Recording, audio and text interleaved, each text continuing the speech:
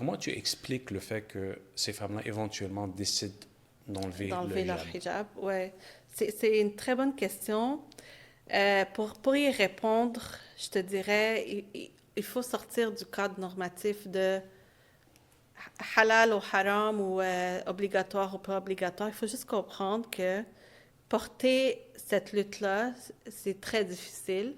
Tu as l'impression, en tout cas, beaucoup de femmes de mon entourage qui font ce type de lutte-là pour le hijab, qui se sont déjà exprimées, que comme si on porte le poids de toute une communauté ou la voix de tant de femmes, et c'est très difficile.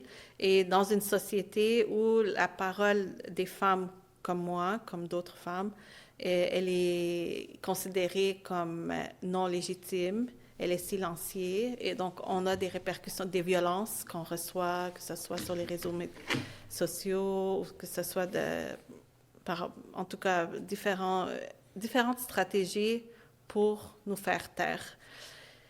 À la longue, ça devient très lourd. Ça devient lourd sur le mental, sur l'émotif, mais aussi sur le corps. Le corps également, on développe donc insomnie, migraine, des douleurs chroniques, parce que tu sais, il y a la chercheuse que je respecte beaucoup, Hanan Karimi, elle dit, celles qui connaissent l'islamophobie par cœur et par corps. Ça marque, cette lutte-là, elle marque nos corps. Et pour guérir, on doit guérir, c'est dans le collectif qu'on guérit, dans nos communautés.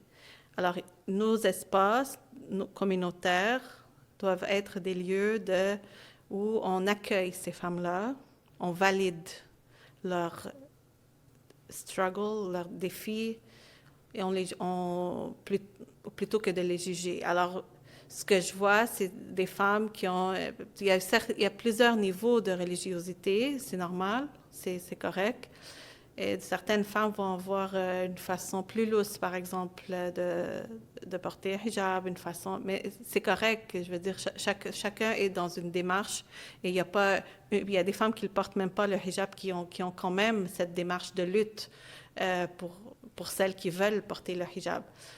Mais dans le jugement, on ne devrait pas être dans le jugement dans nos communautés. On devrait plutôt donc protéger ces femmes-là, les accueillir, tu vois ce que je veux dire? Et malheureusement, donc, ce que je vois, c'est que dans nos communautés, c'est pas toujours le cas.